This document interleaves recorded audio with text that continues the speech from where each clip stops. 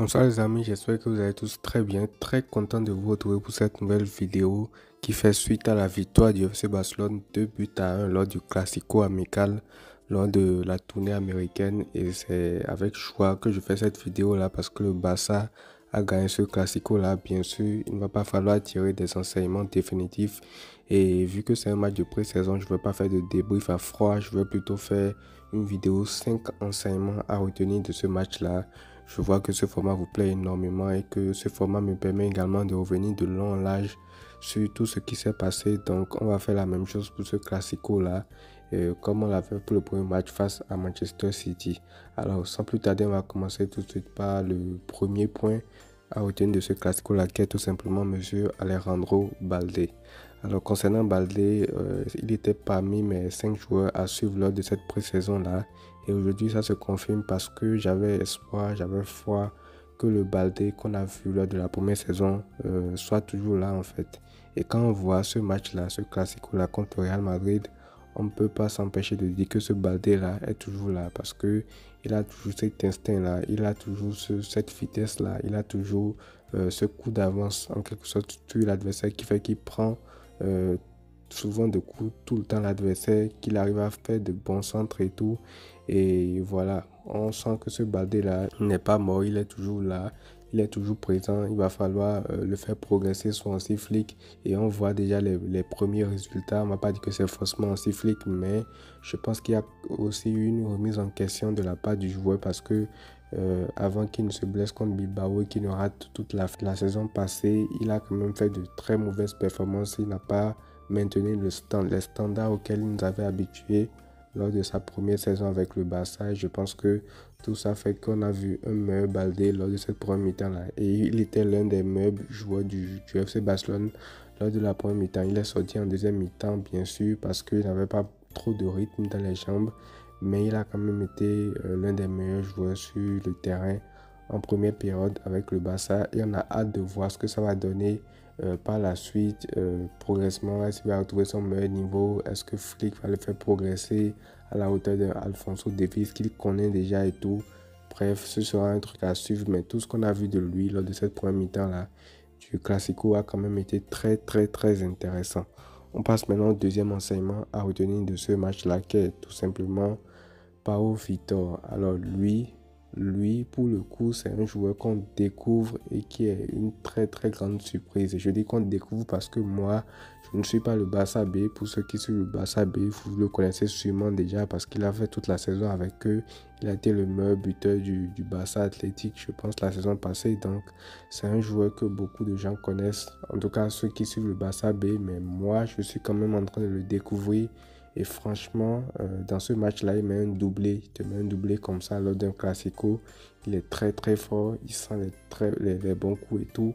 Et vous savez, avant de commencer à parler de ce qu'il pourrait apporter et tout, je pense que, comme je le disais dans ma première vidéo par rapport à la pré-saison, Flick va devoir prendre des décisions fortes par rapport à Robert Lewandowski parce qu'on ne peut pas avoir un joueur de la qualité de Pau Vitor sur le banc et se permettre de se cacher derrière le mythe du joueur expérimenté qu'on ne sort jamais. Non, il ne faut pas qu'on tombe dans ce piège-là parce que ce jeune-là est énormément fort et si Lewandowski devant n'assure pas, il va devoir prendre sa place tout simplement parce qu'aujourd'hui, il a été aligné sur le côté droit parce que Lewandowski était dans l'axe, mais la plupart du temps, tu vois quand même qu'il était naturellement attiré par l'axe, qu'il était toujours là pour couvrir les zones délaissées par Robert Lewandowski. Et ça, c'est des instincts naturels en fait. C'est un truc que tu ne peux pas changer. Donc, bien qu'il ait été aligné à droite, on sent quand même que sa zone préférentielle, c'est la zone du numéro 9. Et à un moment donné, il va falloir faire des choix forts dans la saison. Si Lewandowski ne performe pas, je suis désolé, il va falloir le mettre. Aujourd'hui, encore, il met un doublé. Le premier but, c'est Robert Lewandowski qui se rate totalement sur un centre de Alex Valle. Il se retrouve là, à la retombée du ballon. Il profite de cette mauvaise frappe de Lewandowski là, qui se transforme en passe pour lui. Il finit l'action magnifiquement bien. Déjà avant ça aussi, avant que le match ne soit interrompu et tout, c'est lui qui met la tête sur le corner. Et après ça, il met encore un deuxième but qui est tout simplement sublime. Après un extérieur pied droit du latéral droit. de l'équipe et tout. Je pense qu'il s'appelle Alex Valle. Donc franchement, ce jeune-là, c'est un très grand joueur. Il a failli me mettre un triplé avec sa frappe du gauche entrée de zone après une très belle action qui a été détournée par Courtois. Donc franchement, il est complet. Il sait finir les actions. Il sait revenir au cœur du jeu, demander le ballon, faire monter le ballon progressivement. Certes, on n'a pas vu ça hier parce que Lewandowski était plus social que lui. Mais franchement, ce jeune-là me plaît énormément et il a un profil d'un joueur, d'un neuf à la Benzema en fait. Pas que je compare en termes de niveau, mais en termes de profil parce que c'est un profil qui peut t'aider à faire progresser le ballon et qui peut être aussi très bon à la finition. Et c'est pour ça que je disais au début que Flick ne doit pas tomber dans ce piège de joueur plus expérimenté qu'on ne soit pas si Lewandowski n'est pas bon et qu'on a un jeune comme ça sur le banc. Même s'il ne faut pas mettre Vitor OK parce que je ne sais pas pourquoi on ne veut pas les tester et tout. Autant mettre un jeune comme ça pour combler les lacunes. Et je pense qu'il va faire énormément de bien dans la rotation lors de la saison prochaine. Surtout quand on voit le niveau actuel d'un Robert Lewandowski. On passe maintenant au troisième enseignement à retenir de ce match-là, qui est Monsieur Alex Valle. C'est vrai que Pau Vitor a marqué un doublé aujourd'hui, mais il ne faut pas quand même oublier aussi le double passeur pour moi. Parce que sur le premier but, c'est vrai que c'est Lewandowski qui remet le ballon, mais c'est plus une frappe ratée pour lui. Si Lewandowski avait cadré son tir, je pense que M. Alex Valle serait le passeur également sur ce premier but-là. Du coup, moi, je vais lui attribuer quand même la passe ici pour faire mon argumentaire. Et Alex Valle, c'est un latéral droit également que moi je découvre. Je ne sais pas si beaucoup le connaissent parce que ce sont des joueurs du Barça Athletic. Donc je pense qu'il y en a qui le connaissent déjà quand même. Mais moi, c'est un joueur quand même que je découvre également. Et vous savez, on parlait il y a quelques temps de ce poste latéral droit là, comment le renforcer en sachant que Sergio Roberto va sûrement quitter le Barça. Cancelo n'a pas été renouvelé. Il y a Julián Araujo, mais bon, il n'y a pas encore d'autres options. Il y a Hector Fort aussi, bon, lui peut jouer à gauche et tout. Il y a Condé, mais lui peut jouer dans l'axe. Mais franchement, avec un jeune comme Alex Valle, je pense que ça peut largement suffire également dans ce couloir gauche là. Parce que avec la performance qu'il fait aujourd'hui, franchement, c'est très fort. Déjà sur le premier but, c'est lui qui fait un très bon centre. Il a une très bonne qualité de centre qui fait à Lewandowski, mais qui remise en voulant frappé sur Pau Vitor qui n'a plus qu'à finir l'action.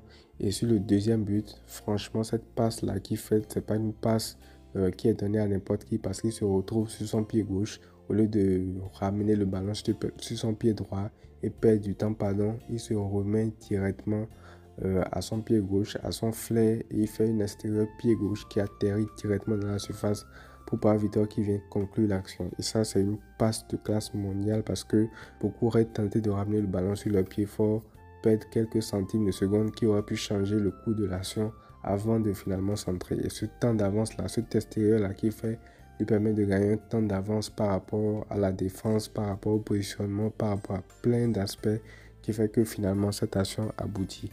Donc franchement, Alex Valle, ce n'est qu'un seul match, ce n'est qu'un classico amical qui plus est, mais quand on voit l'intensité du match et quand on voit ce qu'il a été capable de produire, je pense quand même que c'est un jeune aussi à qui on peut donner du temps et voir ce que ça va donner.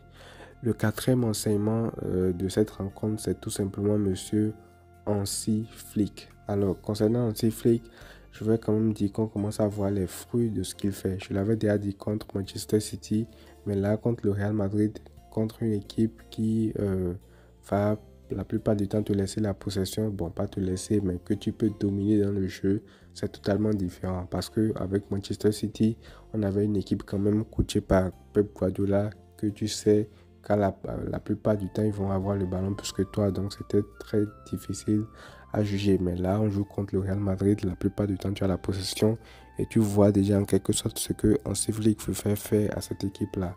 En gros, on garde le ballon. Ça ne va pas être une obsession. On va partager le ballon au maximum. Et dès qu'on a une occasion de contre, on y va très rapidement avec de la justesse technique. Chercher les côtés ou chercher la solution dans l'axe très rapidement pour aller faire mal à l'équipe adverse. Et les sorties aussi, il faut être très rigoureux là-dessus, bien sortir les ballons. Et surtout, le jeu sans ballon qui est un pressing constant pour étouffer l'équipe adverse. Parce que après le premier match, Flick disait qu'il ne voulait pas que le Barça défende très bas. Et pour éviter ça, il n'y a qu'une solution en fait. Il n'y a qu'une solution, c'est d'aller presser l'adversaire, essayer de constamment récupérer le ballon, l'envoie dans les pieds et essaie de trouver très rapidement des solutions offensives. La différence avec la philosophie de Flick, c'est que c'est un mec qui ne cherche pas à faire 1000 passes forcément avant d'avoir une occasion. Avec lui, il faut aller très très vite, il faut être très juste techniquement pour créer rapidement du danger. Et on a envie de voir beaucoup plus encore jusqu'où il peut aller avec cette équipe-là parce que déjà en 2 matchs, on voit quand même les fruits du travail qu'il a accompli. Et dernier point à retenir de ce match-là, bon ça j'en avais déjà parlé, c'est lié au point Pau Vitor, c'est tout simplement Monsieur Robert Lewandowski qui aujourd'hui encore une fois, je ne vais pas m'attarder sur son cas, mais fait encore une mauvaise performance. Et là, ça commence à être révélateur parce que autant le match contre Manchester City, on pouvait se dire que c'est un premier match de pré-saison, autant aujourd'hui, il rate encore énormément de choses, des passes simples, des contrôles ratés, un dédoublement qui est bizarre sur le côté, ce qui fait qu'il ne se retrouve pas dans l'axe. Sur le premier but de Pau Vitor, c'est lui qui devait marquer le but, il rate totalement sa frappe. Imaginez si Pau Vitor n'était pas là, ce que ça aurait été derrière cette occasion-là. Donc bref, Noski, c'est un joueur quand même qui est assez dérangeant et je pense que face à lui, il va falloir prendre des mesures nécessaires s'il continue à ce niveau-là. La saison n'a pas encore commencé, c'est pas dans des enseignements définitifs, mais de ce qu'on voit là, ça fait quand même très très très peur pour la saison. Donc voilà, c'est tout ce que j'avais à dire par rapport à Lewandowski. Je ne vais pas m'attarder trop sur son cas. Et voilà en gros les 5 enseignements que je retire de ce match-là, de ce classico amical gagné 2 buts à 1 par le Barça. C'est très intéressant ce qu'on voit. J'ai hâte pour la saison. J'ai hâte de voir ce que ça va donner avec les vrais titulaires, Fermin Lopez, Pedri, etc. Et puis voilà, on va suivre tout ça ensemble. Le prochain match sera face à l'AC Milan. Après ce match-là, je ferai également une vidéo de ce genre-là pour parler des enseignements à tirer du match en question. Donc voilà les amis, c'est tout pour cette vidéo. Prenez tout soin de vous et à très vite.